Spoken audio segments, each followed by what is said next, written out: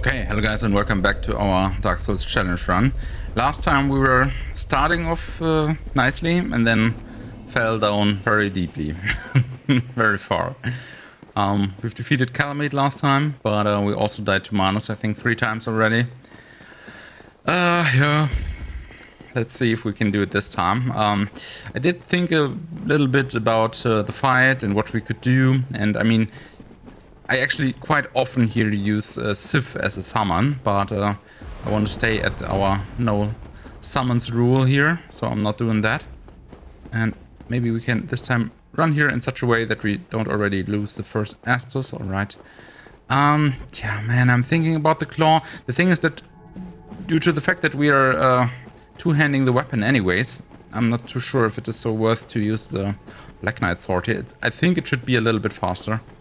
Although it has less range. Let's just keep trying here. Oh, and by the way, I do know about the Silver Serpent. It's just that... Oh, never mind. Just like this. It's just that I don't really want to use it here, and it can only be used for his magic attacks. Yeah, I died to the magic attack one time, or twice, more or less. But in situations where I was using some controls anyways, right? So you still have to predict the ability and then have to use the item at the right time. It's not like you use the item beforehand and then it stays up for like 10 seconds. You still have to use it in the right timing. And so it's not really so much of a difference if you try to roll that attack or, or try to use the item there. Okay, so we have power within on us. Let's try. It's still bullshit that it is already doing damage while he's still jumping up if we are too close, right? So this time it didn't do it. It was only when you are too close to him. Dodge that. The timings, I mean, maybe I just need more practice against him. I'm not sure. Okay, that works. 2 hits should be possible. Maybe 3. Okay, 3 is fine. Got... Oh, run. That is the mean one. Yep, okay. I'm not seeing any tactics against that, I gotta say. Any strategy, right? So what can you do? You cannot dodge it all, you cannot roll it all. You cannot outrun it in every case. I feel like there's some attacks to this boss where you just have to take damage. And that is kind of annoying. Okay. Yeah, okay. That's how it is supposed to work out. Let's see what he does. Okay, that's the one. Oh, actually, yeah, that is how it is. Oh, man. Okay, I just forgot about the attack. Right. Okay, move away. Okay, but we learned something. And we almost have him, by the way. Let's focus on that later on. Okay. What are you doing? Oh, man. Okay, I was seeing his arm in the darkness. Let's drink up twice, actually, just to be sure. We have still 4 Estus. Should be sufficient. Okay, that should be fine. 1 attack or 2. Maybe 3? Fuck. Okay. But we are doing it. Run away. Yeah, okay. So that's how you want to outrun it. But he's not always giving you the time to do so. Okay. You can now actually do some more magic. I wouldn't really mind. Now that I remember how to play it. Come on. Oh man, this... stretchy arm is like from Ruffy. It has so much range. Try to outrun that. That should work out. And then just run at him, do an attack. I don't know why, but he stays relatively inactive for a longer time when he does that attack. Yeah, so. That's how it works. Nice. Soul of Manus. Yeah, so concerning the magic attack, I forgot. I was not sure if you have to run through it outwards or if you have to go between 2 of the orbs, but what you actually have to do is go to him, and then you can see that the orbs don't go all the way to him, but they explode at around, and I think like 5 or 10 meters of range around him. There's also, however, we haven't seen that, the opposite attack, where there's magic orbs at his location, and then they spread out all over the place. So it can be tough to differentiate between the two. That's why I probably didn't keep in my mind to just run towards him, because there's also the other attack. Okay, so we get the Soul of Manus. We get 10 humanity from him, right? We just also recollect our souls, although technically we are not allowed to kind of use that humanity which we collected, because it was still the one from where we didn't kindle. Where we didn't reverse hollowing. So let's see that we just kindle this bonfire, although we will never use it. So we get rid of the extra humanity in the top left, which we shouldn't have at this point here. Right, so it is gone. So we are back to our rules and back to equal here. Yeah. Okay. So let's go to... Is it its own bonfire, actually? I think... I'm always not sure about the sunlight altar, but I think that is behind the red dragon, right? That's not the location below Firelink Shrine, where the serpent takes us. Let's see. Yeah, okay, that's what I thought. That's bringing us here. That's not what I meant. So what is the one that we have to go to now called?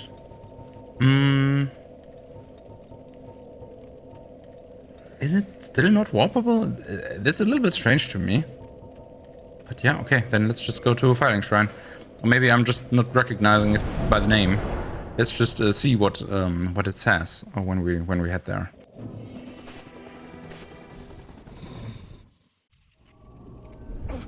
Oh yeah, by the way, I wasn't completely sure that we would live if we just jumped down there. But yeah, we do. I just kind of risked it. Yeah, Firelink Altar. Okay, right. But so Firelink Altar, I think, wasn't in the list of places where we could have warped to. Do we need to spend... No, I mean, it should work out like that. I think. I'm optimistic here, but let's actually not sit at that bonfire there, since it will bring us to 20 Estus flasks. These are just ghosts. And we now get to the kiln of the first flame. You might be familiar with similar looking visuals from other games of the series, be it Dark Souls 3, The Ringed City, or even from Elden Ring. So we have some of the Black Knights here. Let's just try to outrun them. Don't really want to fight them. And instead we want to go straight to the boss fight. Which will be the final boss of the game, King Gwyn.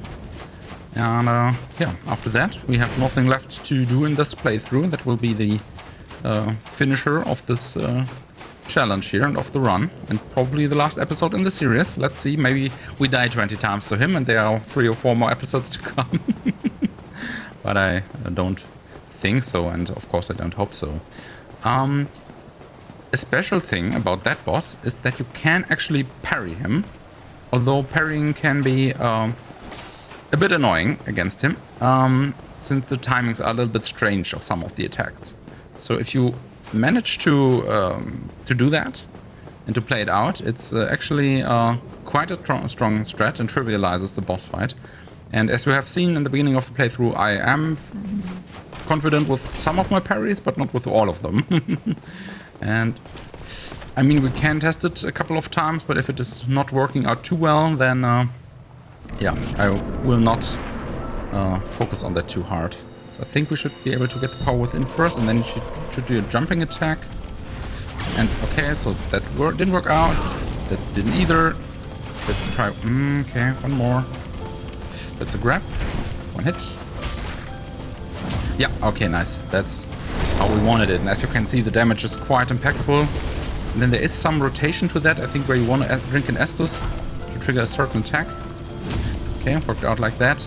I don't know how to exactly cheese and trigger that, but the idea is to always drink an Estus to make him use the same attack, but I think the timing has to be right for that. And it's not that exact attack, I think. But it's a bit anticlimactic, right? So let's not finish him with a parry. Let's try to finish him the normal way here. Getting some hits in. And okay, oh, we just die now because I was too overconfident. Now we can actually do it. And down he goes, Gwyn, the Lord of Cinder. Down you go. Alright, please give us some souls. Soul of Gwyn, Lord of Cinder, 20k.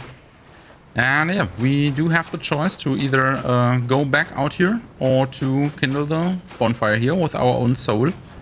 And I think there's kind of a happy ending and a dark ending, and the dark ending would be to go back there, and then the Serpent Lords are celebrating our decision or something. But I think in this case we will just kindle the fire. I mean, we're kind of burning already from power within here. And I think that's also intended to be like the standard ending here. So let's do that.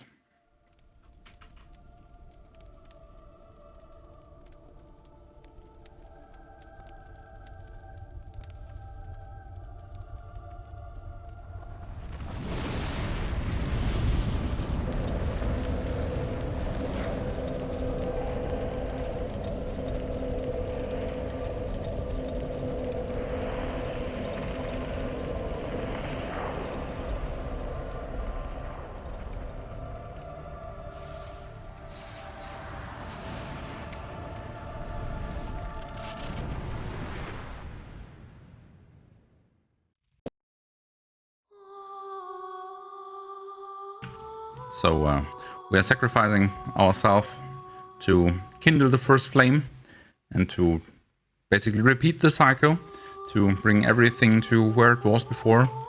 And yeah, that brings us straight to the credits. We also immediately start in New Game Plus when we would skip them, but I will just let them run through here for our first playthrough.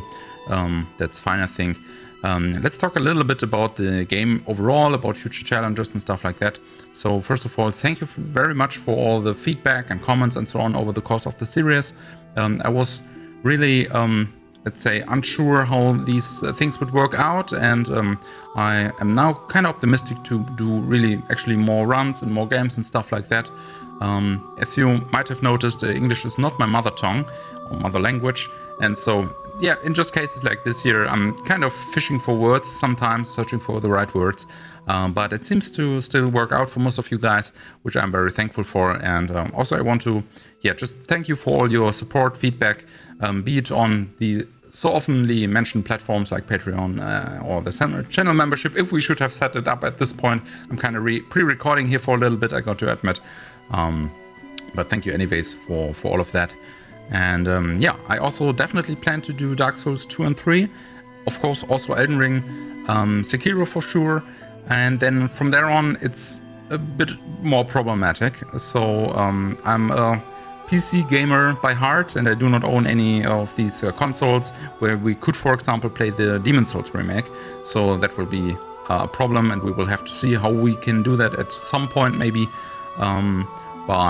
Yeah, I do also want to do other games, not only Soul stuff here, the Souls franchise. And we will have to take a close look together at what works out, what you guys want to see. If it is, other just action RPGs or other role-playing stuff. I'm thinking like Baldur's Gate 3, for example, and stuff like that. Maybe even more strategy stuff like Crusader Kings or something. I'm also quite into that, actually. If you want to participate in the decision of which games we are playing, then feel free to, again, take a look at Patreon. Sorry for mentioning it so often in the series, but it's kind of helping me out here just to get some confidence into what I'm doing and just to show that I'm not doing it only for me, but there is also an external influence on that, right? So it's kind of tough to explain that, but or the Patreon thing. I mean, really, if one of you goes there and pays like $2 or $5 a month or something, that's not making me any richer or anything. That's not really changing anything in my life. I gotta be honest. A single subscription does nothing. But if there are more of you guys, if there are more participants, if there's something going on, even if it's like maybe $50 a month or $100 a month, that's changing things, right? That's not only sitting on my bank account, that's really something which I can take as a token of appreciation, which I will also try to invest into optimizing my equipment and stuff like that. That's really changing something. So I want to thank you heartfully by your support from there. And you might have noticed some camera issues or some microphone issues over the course of the series. And of course, I will be working to improve all that and to give you a better experience over the course of the existence of this channel here. Okay, we didn't really talk too much about the game here, but I think most things are said already. I love this game. I want to play it again and again, and I will never stop to play this game. And let's find cool challenges to play here together and to see how far we can drive this. Maybe with no death run, maybe with, again, the Calamity Ring or anything like that. And there are also interesting mods like Daughters of Ash, which changes enemy positions and also adds a new boss fight, I think, and other stuff like that. There's so much to do, so much to explore, all the randomizers and stuff like that. I'm definitely looking forward to experience all that together with you guys. And I think that's all that I got to say to that for now. Yeah, so it's working quite nicely. The credits are over. Again, the game is just starting anew without letting us spend our souls or anything. But that will be it for this character here.